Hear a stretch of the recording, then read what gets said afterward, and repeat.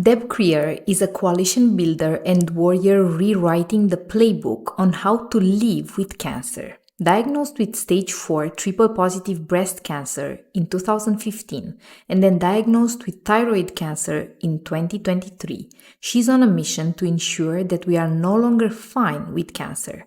Her goal is to empower cancer patients to embrace their inner warrior, to build a tribe, energize their voices, and expand their choices. Deb founded Wise Women Communication LLC, WWC, an award-winning full-service public relations and marketing firm. She hosts the podcast, The Business Power Hour, which began over 10 years ago and is nearing 900 episodes. Based in Atlanta, Georgia, Deb is a member of the South Cobb Business Association, the Marietta Business Association, and the West Cobb Business Association. She serves as a co-chapter leader for the Atlanta chapter of the CU Boulder Alumni Association and is on the Dean's Executive Committee for CU's College of Arts and Sciences. She has an MBA degree with an emphasis in marketing from the University of Colorado and an MS in Communications Management from Colorado State University. Hello, everybody. I'm so pleased to have here with me today Deb Krier, and we are here to learn all about trying not to die. Hi, Deb. How are you? Hello, Anca. I am so honored to be on your podcast. Thank you so much. So I would love for you to tell us your story as you lived it, because I think it's such a powerful and poignant story, and then people can feel into your energy, and it's going to be just delicious. Well, thank you. I'll give the short version because the long version's long.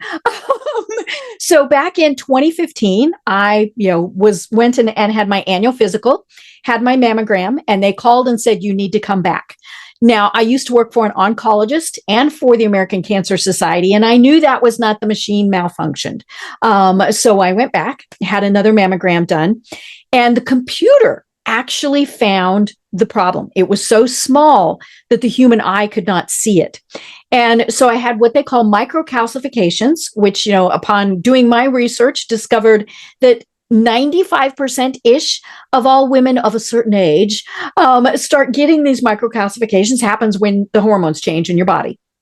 And so, really not anything to worry about, but every once in a while there is an issue. Well, I had to be special. And I had the issue. And so I was diagnosed at that point with stage 0 breast cancer, which means very easy to treat. Went through a couple really fun tests. Those all came back negative also.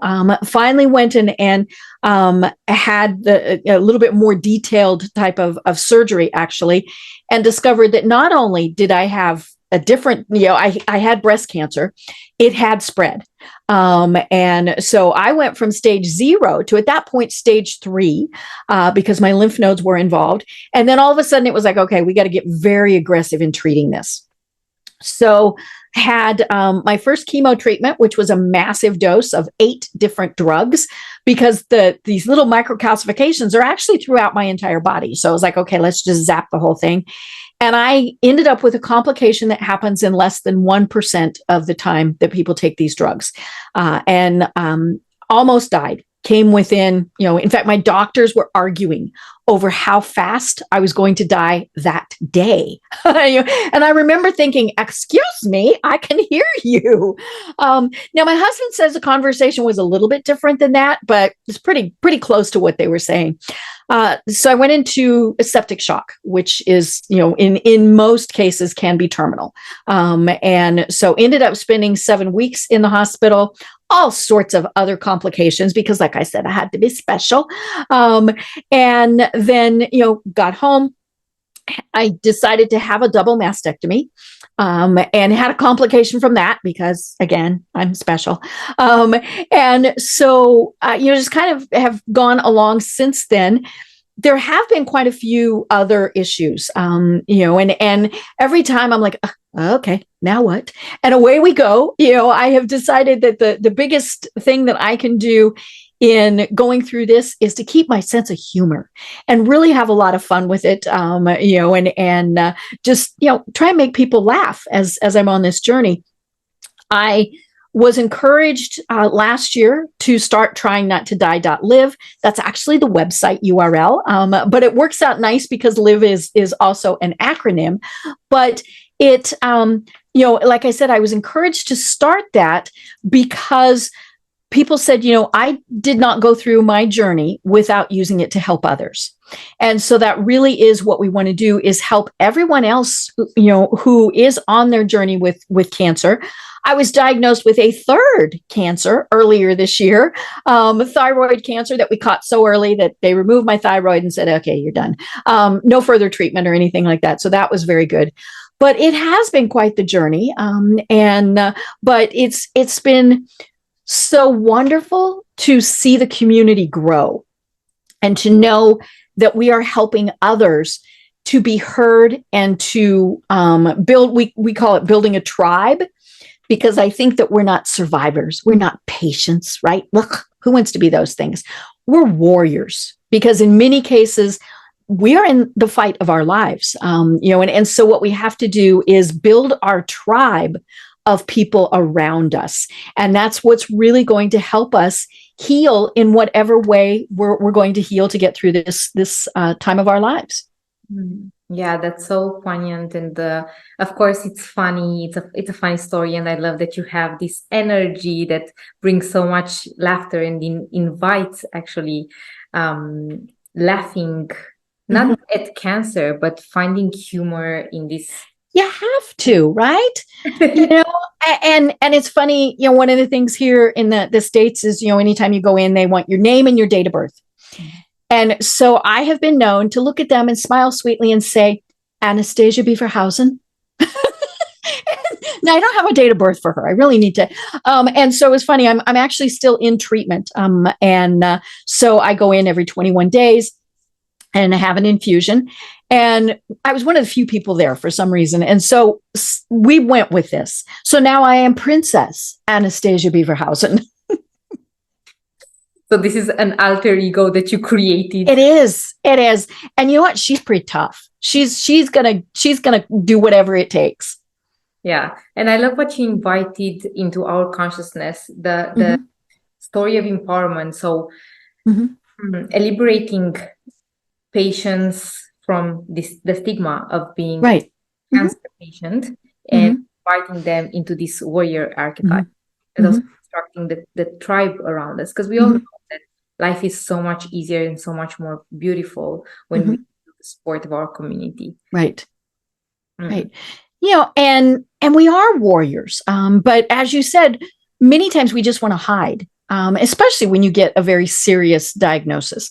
They did finally decide that I have what's known as stage 4 cancer, which is the worst you can get. And I'm like, yeah, right, whatever. But yeah, we do want to hide. We don't want to talk about it. We want to go on like life is normal, and we can't. We need to do what we have to in order to get through it. Would you speak about to that? Where do you think that it came? And did you have also this tendency of downplaying it and saying that everything is fine when you are diagnosed with cancer? I've always had that, oh, it's fine. And I think many of us do, right? How you doing today, Anca? You're going to say, I'm fine. We go into the doctor and they say, how are you doing today? I'm fine. And we're almost never fine, right? We could be ready to run a marathon, or we might be ready to keel over. But I think part of it is we don't want to bother other people. And so it's okay. I'm fine. I don't need anything, those type of things. And also the I'm fine is part of, I think, a defense mechanism. If I don't say I'm really, really sick, then maybe I don't have to believe that I'm really, really sick. I hear you. And I would just like to circle back to what you said about how the automatic response is always I'm fine. Actually, as a teenager, I decided I'm not going to say that I'm fine, because I realized that it was always a lie and it was coming from automatic response space. So I started telling people when I find the space that I'm complex and it's complex, or just be very honest about how I feel. Which I see that it invites a lot of challenging moments between me and these people. of them are not very close, right? Mm-hmm. Everybody does it as a way of interacting and being nice and kind to each other, right? Mm-hmm. Like, how are you? And then the natural expected response would be, I'm fine. What about you? Right. But when Mm-hmm. I'm inviting into a space of openness and Mm-hmm. vulnerability, then the other person kind of doesn't know what to do with that, right? Right. Yeah. If you said I'm complex, I would say, tell me more about that. Yeah, yeah. That's actually the point of Mm-hmm.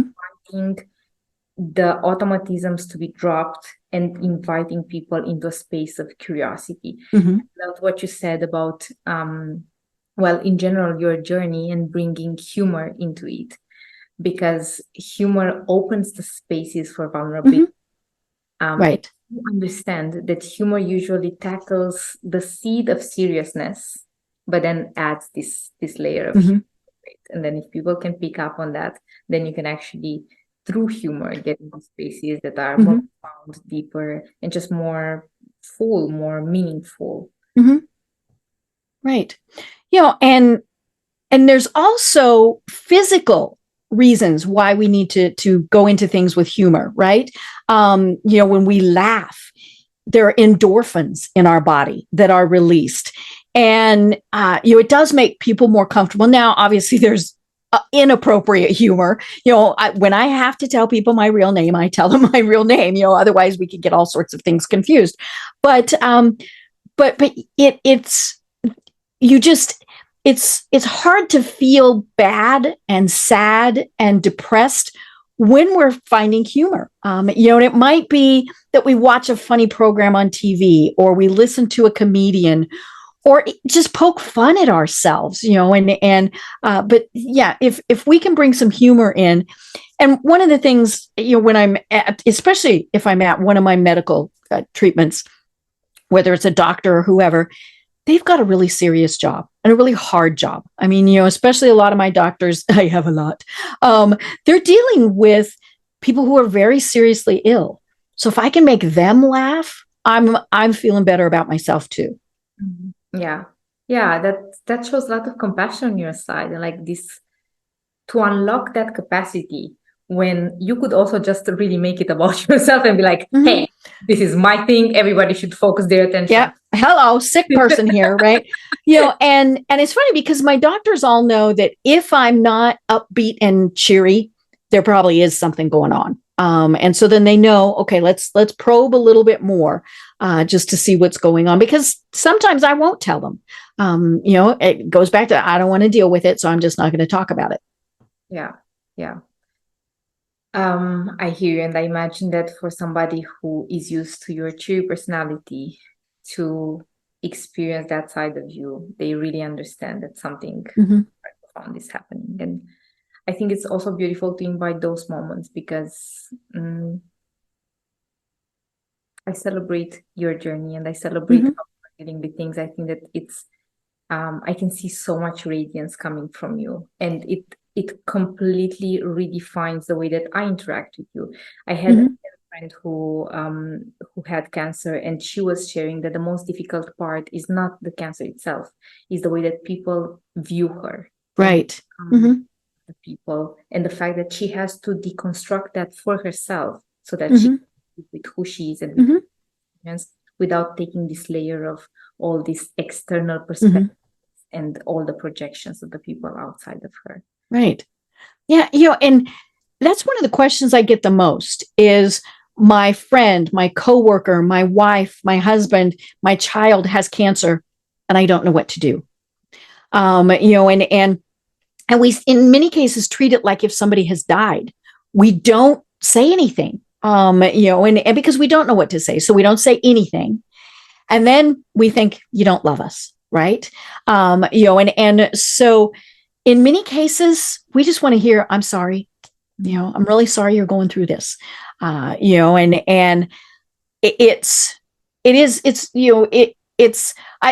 lost friends. It was very strange. I started on the journey, and so many people wanted to know, hey, what's going on with you? So I started a private Facebook group that gives updates on my personal status and things like that. And people would say, we don't know what to say, and we don't know what to do. But the weird part was that some people just completely dropped off the face of the earth. People who I thought would be my biggest supporters, poof, they were gone. And even to this day, I mean, this is 8 years out. They might have come back into my life, but they don't want to talk about it. And, and part of that is, I'm sure, they're thinking about their own mortality, things like that. But, it also, I thought, well, I'm going to honor it. If they don't want to talk about it, that's fine.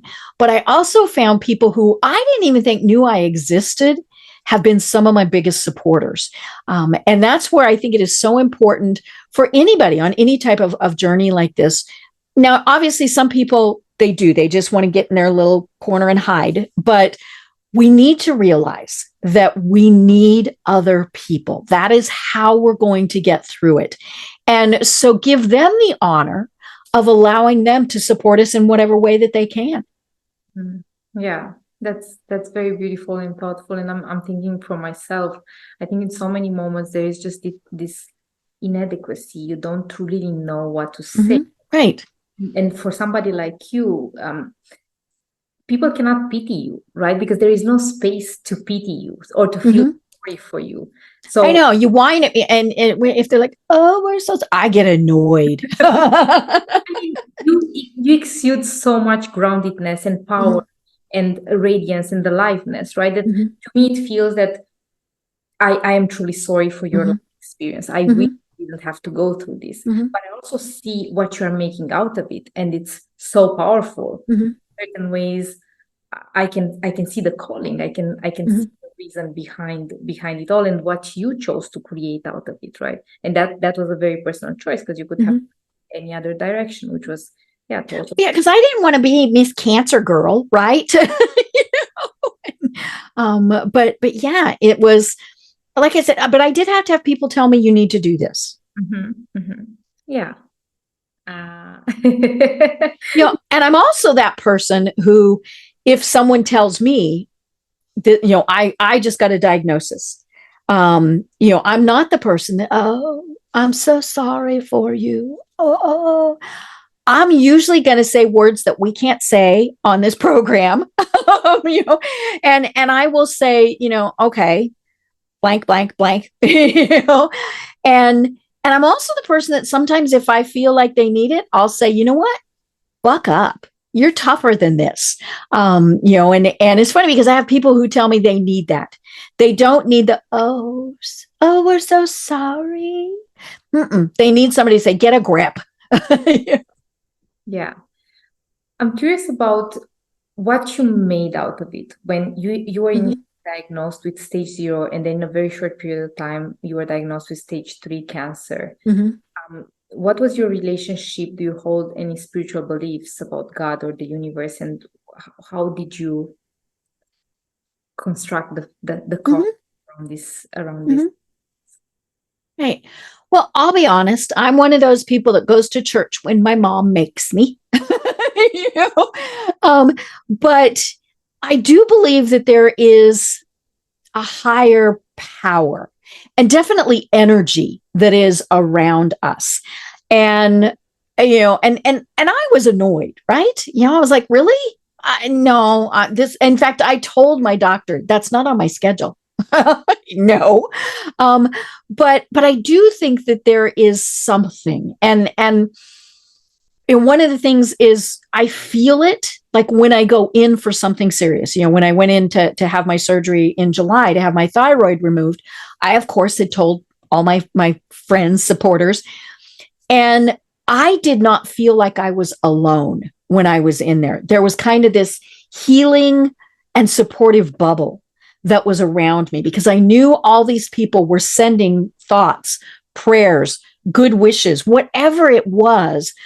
I felt that. And I think that is, again, one of the reasons why we have to let people help us out, because then we're not alone. We know that somebody is out there thinking about us, praying for us, all of those various things, whatever they're comfortable doing. And I accept whatever it is. I'm like, just because I don't go to church doesn't mean that I don't understand how important your faith is. You want to pray for me? That's great. One of the coolest presents I got is a very faith-based present. And It's funny because people sent things, right, when I was sick.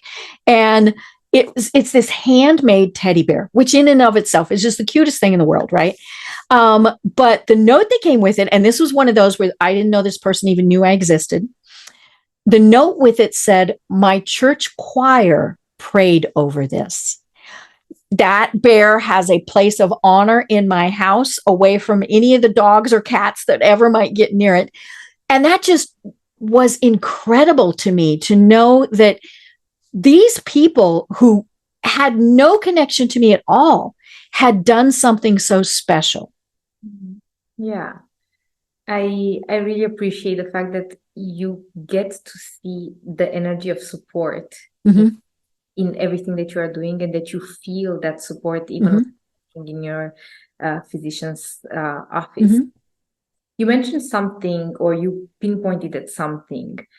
I think that it's human nature that when we are meeting some sort of a challenge, to feel anger, but not to truly let it shine through us. So it's like an instinct of anger and then suppression.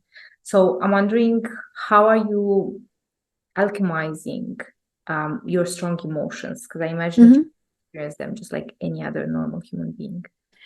Well, it's like you say, it's perfectly normal to feel anger at this. Whether whether it's directed towards yourself, oh my gosh, I can't believe this, it's happening to me, or outward. And I think it's very important to feel those feelings.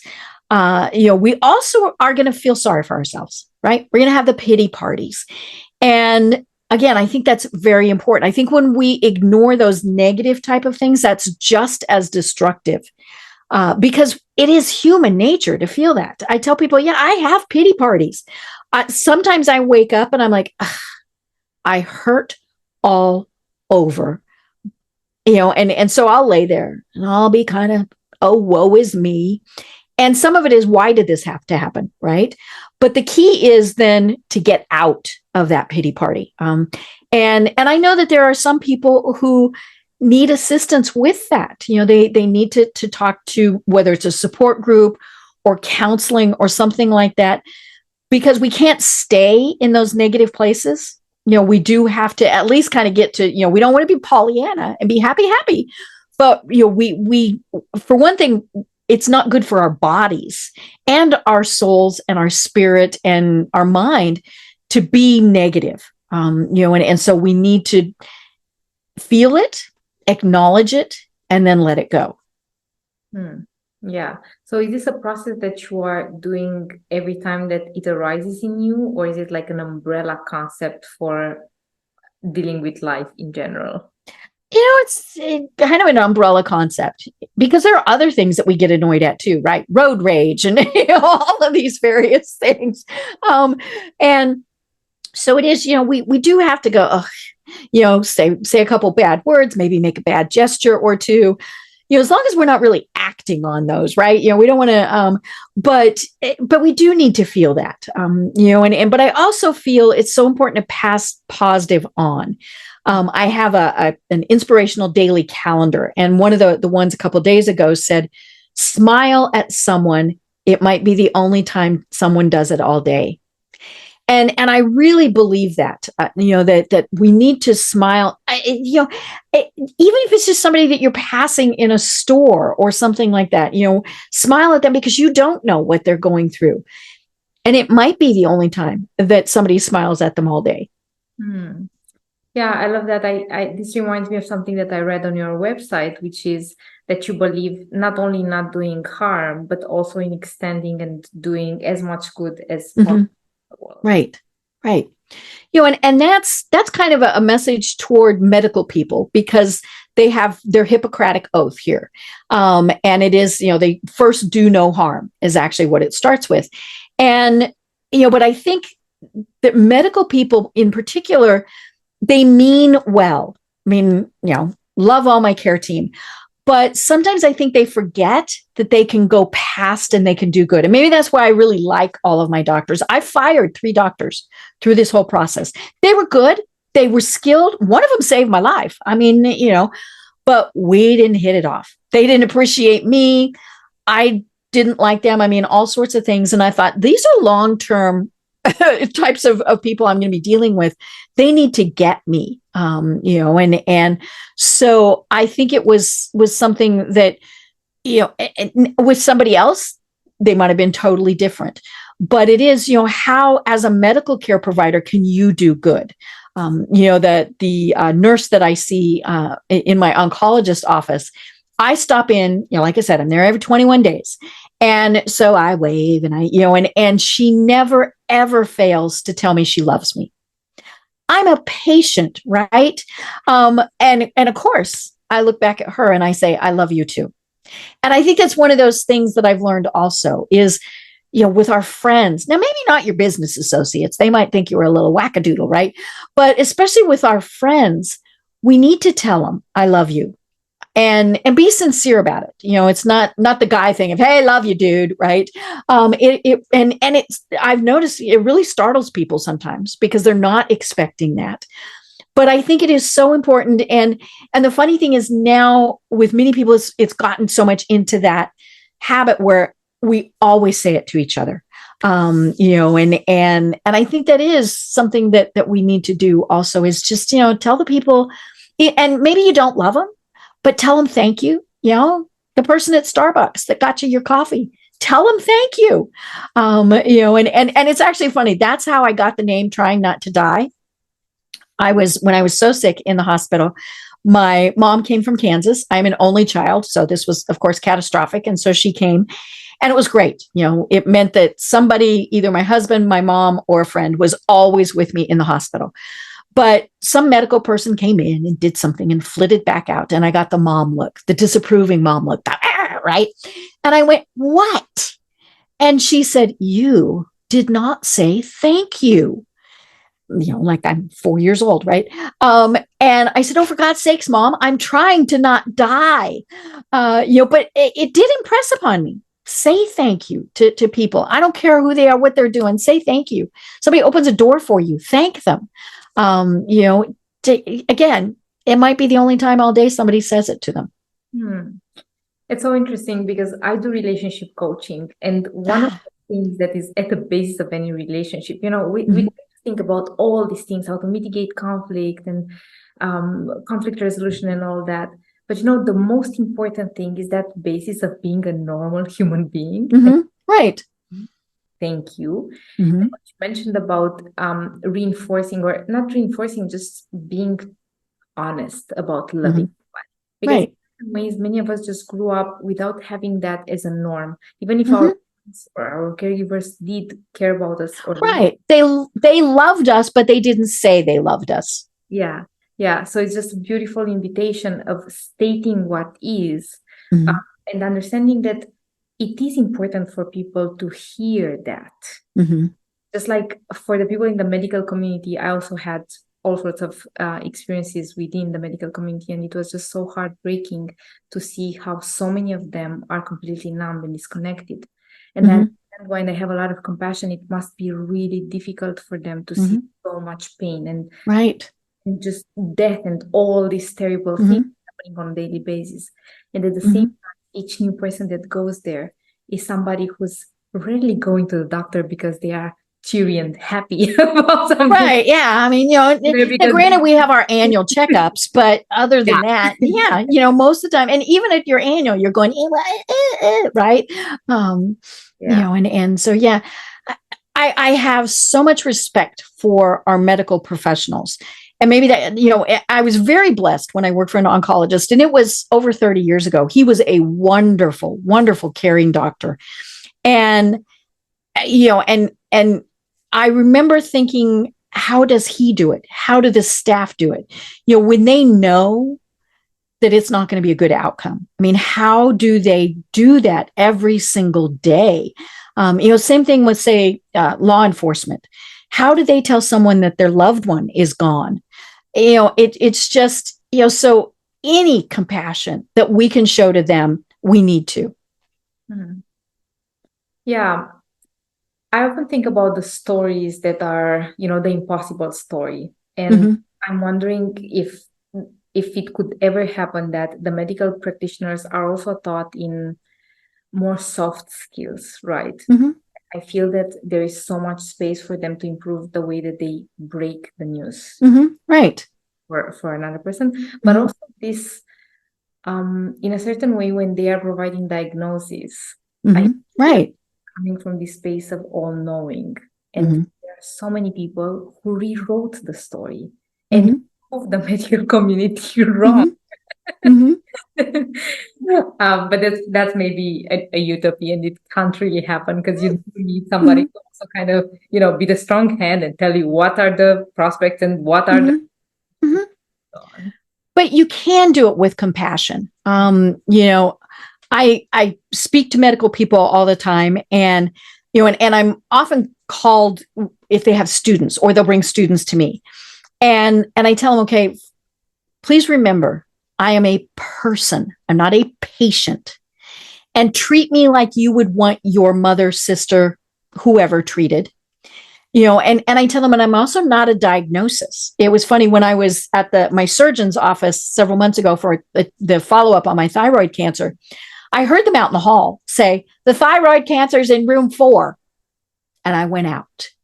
Now, here in the States, we have HIPAA, which is a privacy thing. So, they really couldn't say, very loudly my name and all of those various things.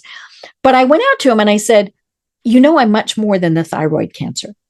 And they said, they and I said, you need to remember that, because I am so much more than just whatever that diagnosis is. And particularly when we as the patient can hear, be careful what you say, because we do hear that and we absorb that. Yeah, I imagine that must have been something that completely changed the course of their lives, because they will probably remember that. Mm-hmm. Yeah. They're always really funny when I'm there. They're like, oh, it's her. Princess. And I like to think that they're doing it lovingly, right? Oh, it's her. But now sometimes it's like, oh, it's her. Yeah, and sometimes, even if it's not always loving, you still played a huge role in making it aware the fact that each of their patients is first an individual, a human being. Right. Again, we go back to, we can have a lot of compassion for why they need to be so emotionally attuned and involved in each person that they are meeting, and also find the space to have compassion for the Right. they're supporting. And it's so important that we stand up for ourselves. Like I said, I fired doctors, and I've been known to tell them, hey, don't talk to me like that, all sorts of things. But we do have to stand up for ourselves. And, I think you mentioned the all-knowing doctors. That's true.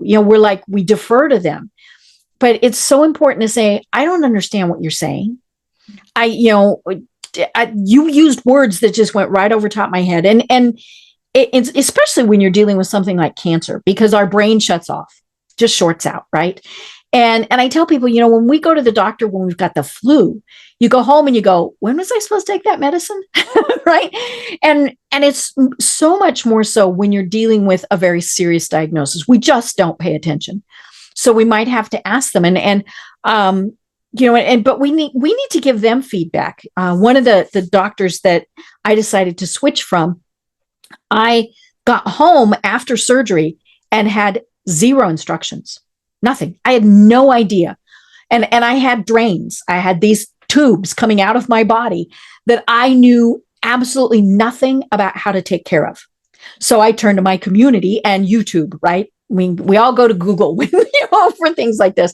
And so when I went back to her, I said, do you know I got home and had no instructions? So they hadn't given them to my husband either, because, right, that was who they would have talked to after surgery. But we had nothing, absolutely nothing. And her response was, that's my staff's responsibility. And I said, no, it's not. I said, that might be a task you have assigned to them, but you're the ultimate authority here. And you need to know that it's not being done, because I could have really screwed stuff up, if I had taken care of those drains incorrectly. And that was the point where I thought, she's not the person for me. And because, they're the ultimate authority. And things weren't doing it. And, I never like the pass the buck type of things, not my job, not right. At least say, I'll make sure that the person knows, and things like that. But yeah, we absolutely have to be the person in charge. Mm-hmm. And if we're not, because we might not be able to, right? There might be, I was very, very ill for quite a long time. And so my husband was that person who was in charge.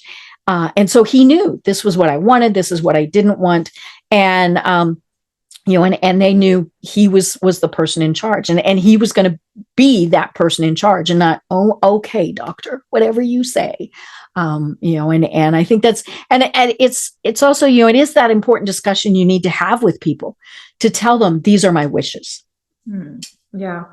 I'm curious, Deb, has it always been, is this a part of your personality, or is it something that you had to develop in the job? No, I've always been like this. And I definitely got it from my mother. Loved my father dearly, but she was the one in charge. And, but she really did teach me that we as women have to stand up for ourselves and do what we want. I'm at the very end of the baby boomer generation, which was, not a lot of women went to college, things like that. Or if you did, you went to be a teacher or a nurse. And I was like, nope, I'm going to be a lawyer. Now, I didn't end up going down that way. But, it was the thing that my mom really impressed upon me was I can do anything I want. And don't let anybody tell me I couldn't. That I love it, because it feels that this is the attitude that you have towards cancer too. It's like, oh yeah. Yeah, I mean, I'm way past the numbers, because with stage 4, you actually, for breast cancers in particular, you're never cured. It's just kind of always there. And so you're waiting for it to come back, right? I passed those dates a long time ago. Now, the nice thing with my thyroid cancer is 99% of the time, you never have anything again. So, that one's an okay one. But yeah, I ignored it. And that's not to say that I didn't do what I was supposed to. I mean, you still have to have follow up, and I didn't bury my head in the sand. And I did choose a very traditional approach to all of my treatments. But I've looked at others too. And I have friends who chose very non-traditional things. But yeah, I'm like, whatever.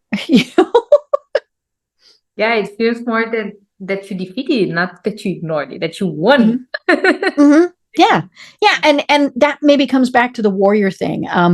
Somebody sent me this saying very early in my diagnosis, and it says, fate whispers to the warrior, you cannot withstand the storm. And the warrior responds, I am the storm. And I even have warrior tattooed on my arm, where I can see it when I'm at the doctor's office. Like, people are like, oh, we get tattoos on our back. Or no, I have to see the word warrior when I'm there. And frequently I will have my hand on it, kind of drawing inspiration from it. Yeah, I love that. It's called an anchor, right? Where you always connect with this, right, of being in your warrior energy. And I'm also thinking that it's such a powerful model for the people who are interacting with you, to see you drawing these strong boundaries. It is difficult for them at points, but I'm sure that on the other side, they have so much respect to see somebody who is interacting differently with them, and who is able to assess what you need to ask, to make the part of things, to fire people who are not alive. Well, and it is definitely very much, how can I help them? Like I said, if they tell me they've got a diagnosis, I'm like, now what can we do? And it is, what can I do to help you? Do you need to call me in the middle of the night? Do you need me to, I've been known to go with people to their doctor's appointments, because like I said, we get in there and our brain shorts out. So I'm going to go in and I'm going to ask those questions. Sometimes those questions are the ones we don't want to ask.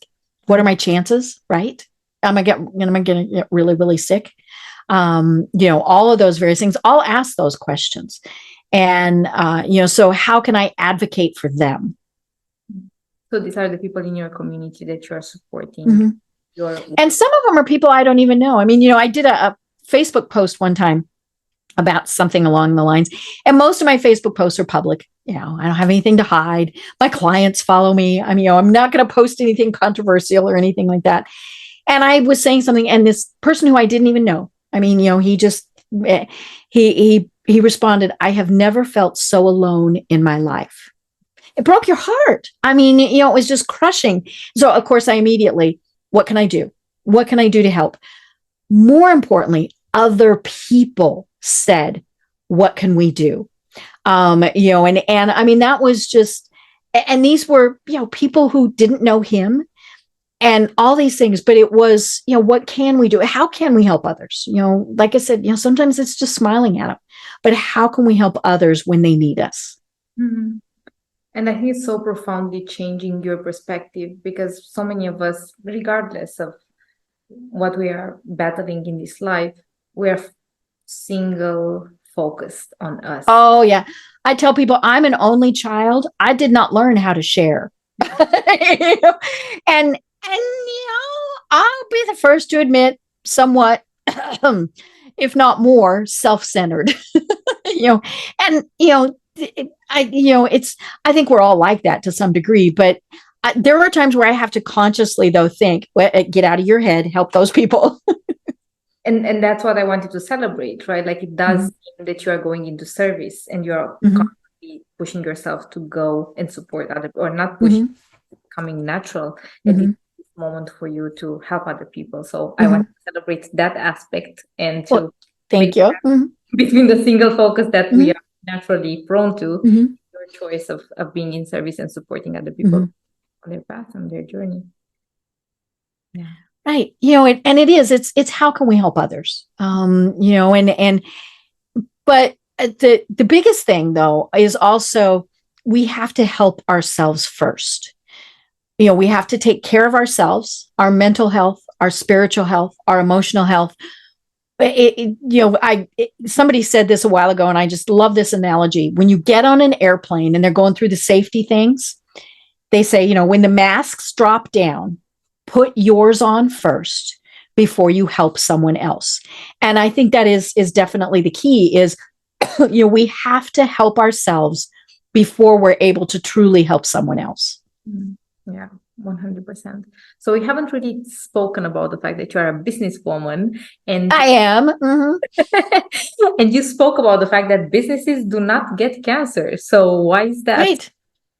Well, I have a company called Wise Women Communications. We're a marketing agency. And I love my clients. My clients all know what I'm going through. I wouldn't want to work with them if they, went, ugh. But they also know that, every 21 days, I'm going to kind of drop off the face of the earth for a little bit. But it is a challenge, right? Because for the most part, I am a sole proprietor. So how do I continue to function? But I also felt it was very important that my clients knew. Now, I know there are some people who they feel they're not going to tell their boss, their employer, their clients, whoever, because they might think we're weak, we can't do the job, so we're going to get fired. And clearly, some people need those jobs in order to continue with everything else. But it gives me something to focus on.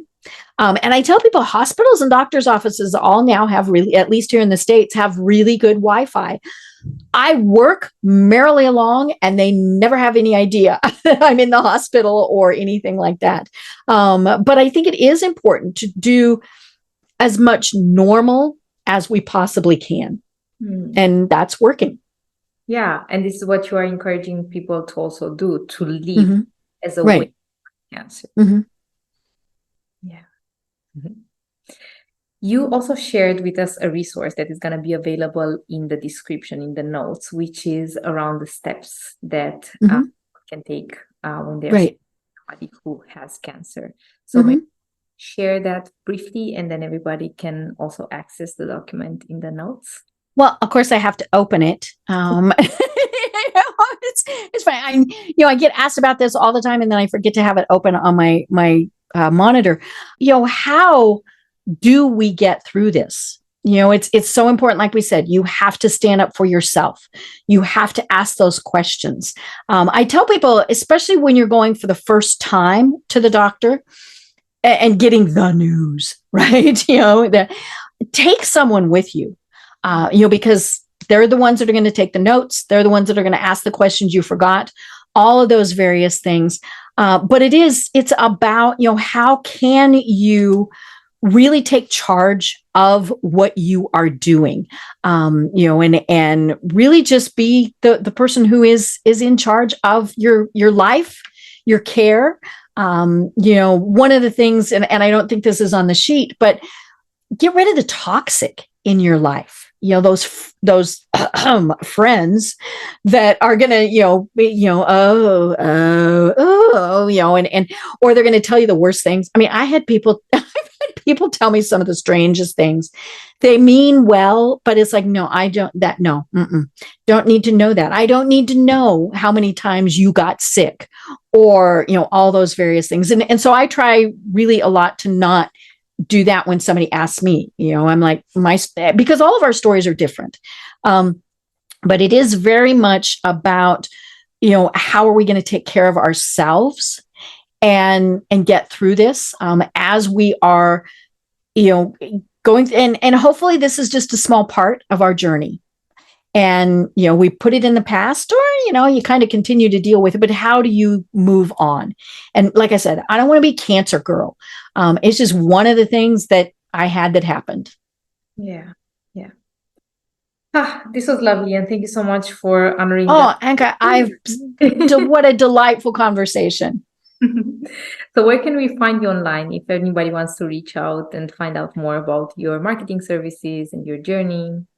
The easiest way to find out about the initiative is www.tryingnottoDie.live, L-I-V-E. And then I also have a website, debkrier.com, and that's where you can find everything else out. But on tryingnottoDie.live, you'll find resources. You will also find the link to the Facebook group. It is a private group just because we don't want spammers in there, but anybody who requests to come in, we will allow in. And again, it's a safe place for people to share their stories and get support.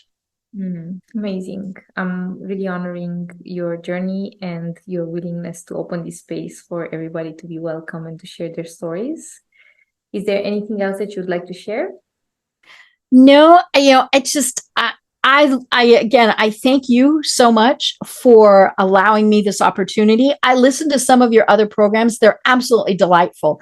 And so thank you for sharing your message and your information with the world. Thank you. And thank you everybody for tuning in. Review on Apple Podcasts and Spotify and share it with your people. Thank you so much. Deeply grateful for your support.